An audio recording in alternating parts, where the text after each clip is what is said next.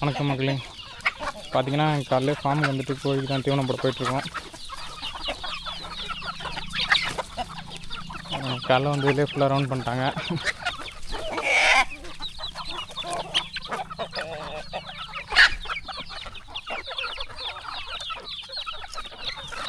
என்ன தீவனம் போட போகிறோம் பார்த்தீங்கன்னா கம்பு, சோளம், அரிசி, அப்புறம் முழு கம்பு கொஞ்சம் இப்போதான் மிக்ஸ் பண்ணி டெய்லியும் போட்டுட்ருக்கோம் நம்ம.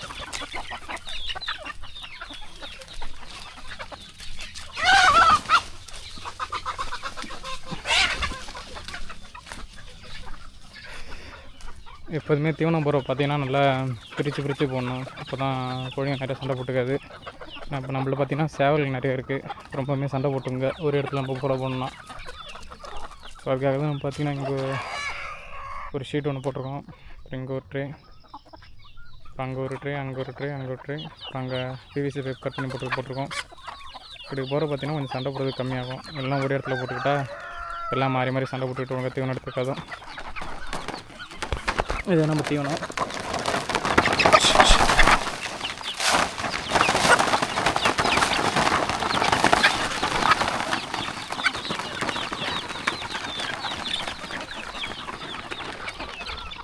போகும்.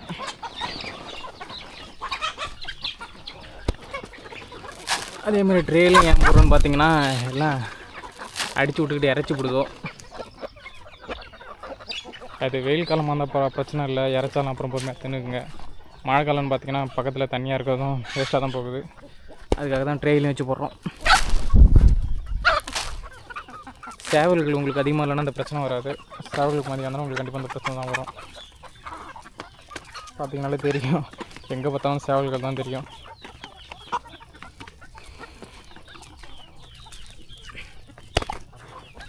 நம்ம ஒரே இடமா போகிற இன்னொரு பிரச்சனைன்னு பார்த்திங்கன்னா இந்த பெரிய கோழிங்க எல்லாத்தையும் தின்னுட்டு போய்டுங்க. குஞ்சோளுக்குன்னு பார்த்தீங்கன்னா எதுவுமே கிடைக்காது. அதுக்காக தான் இந்த மாதிரி பிரித்து போடுறது.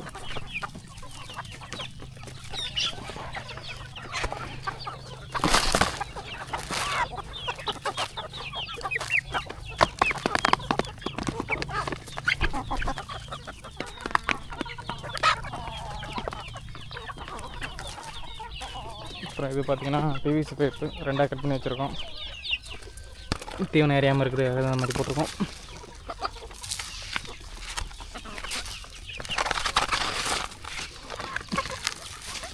இதுலேயும் ஒரு சில கோழிங்க பார்த்திங்கன்னா கட்சரியுமே தீவனம் ஒழுங்காக எடுக்காது. நம்ம எங்கே போகிறோமோ நம்ம பின்னாடியே தான் வந்துட்டுருக்கோம். அதுக்கு அதில் ஒரு சந்தோஷம்.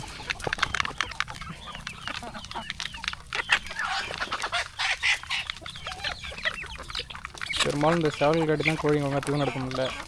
நம்ம பொட்டை துரத்தவும் மற்ற கோழிகள் இப்படி கொத்தவும் இதே வேலையாக தான் இருக்கும். பா பா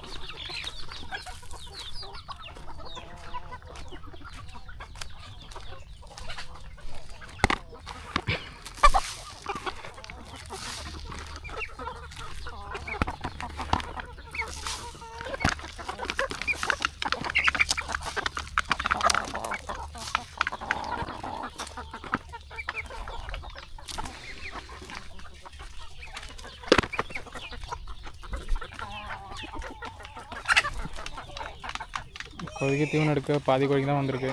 பாதிக்கு மேலே அங்கிட்டு இங்கிட்டு தான் தெரிஞ்சிட்ருக்கோம். அது எப்போதுமே இப்படி தான் இருக்கும். எப்போதுமே நம்ம தீவனம் போடுறப்ப சில கோழிகள் மட்டும் தான் வரும். சில கோழிகள் எப்போதுமே அதுவாக தான் போய் தேடிக்கும், எப்பயாவது வந்து எடுத்துக்கும்.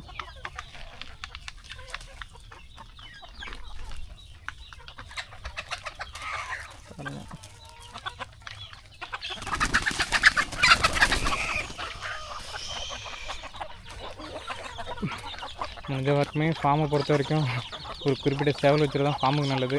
இல்லைன்னா நிறைய பிரச்சனை இந்த மாதிரி தான் வரும். இப்போ நம்ம இந்த புரட்டாசி மாதம் போகிறதுனால இதெல்லாம் ரொம்ப கம்மியாக பண்ணால் எனக்கு கொடுக்கல, அப்படியே வச்சுருக்கோம். முடிஞ்ச எனக்கு கொடுத்துக்கலாம் அப்படின்னு. திட்டமான சேவல் வச்சு தான் நல்லது. அது எங்கே பொட்டை கோழிக்கெல்லாம் தீவனம் எடுக்கக்கூடாது, மற்ற சேவலுங்க தீவனம் எடுக்கக்கூடாது, சண்டை போட்டுக்கிட்டு தான் நிற்கிங்க.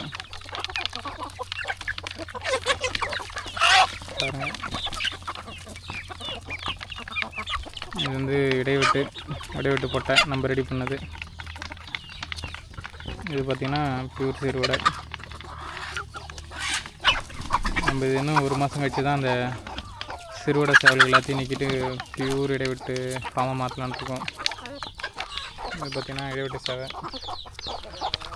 இந்த இடைவிட்டு சேவலை பார்த்திங்கன்னா இந்த சிறுவடை சேவலை விட இப்போ எடை கூட வந்துடுச்சு. ஆனால் பார்த்திங்கன்னா இந்த சிறுவடை சேவலை விட இது வயசு கம்மி தான் இந்த இடைவிட்டு சேவை. நான் இப்போ இது எடைன்னு பார்த்திங்கன்னா கிட்டத்தட்ட உங்களுக்கு 1 கிலோ 300 கிராம் அந்த மாதிரி இருக்கும். இந்த சிறுவடை சேவலும் பதிய வெயிட்டு தான் இருக்கும். ஸோ இதுக்காக தான் நம்ம இடைவெட்டை ஃபோக்கஸ் பண்ணலான்னு இருக்கோம். எடை பார்த்திங்கன்னா சிறுவடையே இடைவெட்டு தான் நல்லா கெயின் வருது. அதே மாதிரி இந்த கறிப்பிடிப்பும் சிறுவடையே இடைவெட்டு தான் நல்லாயிருக்கு. பார்த்திங்கன்னா இது பெருவடை சேவை, அதோடைய குஞ்சுகள் தான் பார்க்குறோம். இடைவெட்டு சேவை எல்லாமே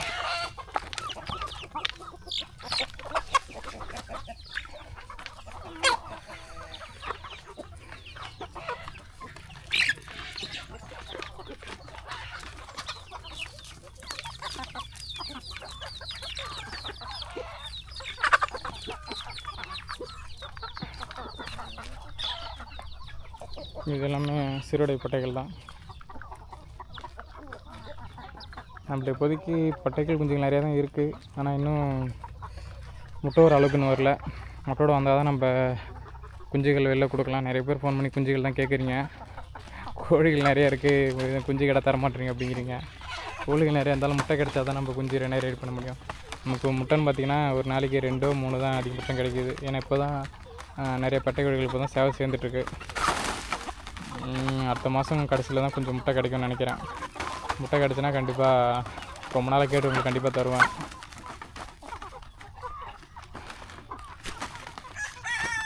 இங்கே போகிறது பார்த்திங்கன்னா இடைவெட்டு சேவை, இடைவெட்டு பொட்டை. இந்த இடைவெட்டு பொட்டைன்னு பார்த்திங்கன்னா அது பேர் தான் ஒரு 5 மாதம் அந்த மாதிரி இருக்கும். காமிக்கிறேன் அதை கிளியராக. இதுவுமே இடைவெட்டு பொட்டை தான். இதோடைய கரண்ட் வெயிட்டும் பார்த்திங்கன்னா இதுவே 1 கிலோ மேலே வந்துடுச்சு. 1 கிலோ ஒரு 350 கிராம் அந்த மாதிரி இருக்கும். இதுவும் பார்த்திங்கன்னா கிட்டத்தட்ட அந்த 5 மாதம் தான் ஆகுது. அந்த வெள்ளை கலர் மூவாயிட்டு இருக்கிறோம்.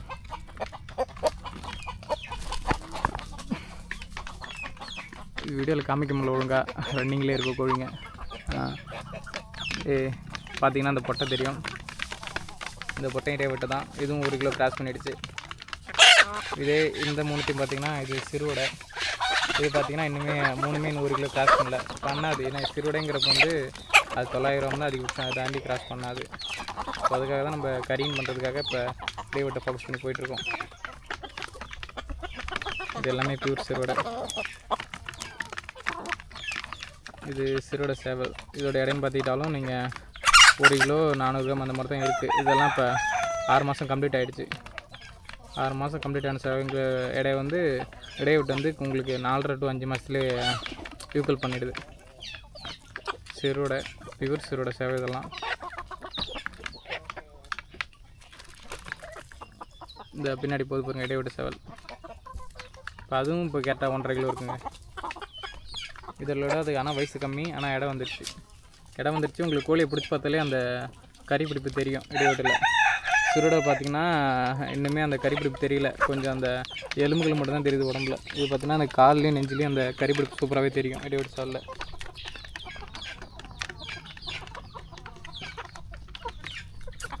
அப்புறம் ஒரு சில பேர் கால் பண்ணி இடைவெட்டு தான் கறிக்கு பெஸ்ட்டுங்கிறீங்க, ஏன் சிறுவடை சேவை கறி நல்லா இருக்காது அப்படின்னு கேட்குறீங்க. அப்படிலாம் இல்லை. கறின்னு பார்த்திங்கன்னா உங்களுக்கு இடைவெட்டு பெருவடை தவிரமே இதுதான் சூப்பராக இருக்கும்.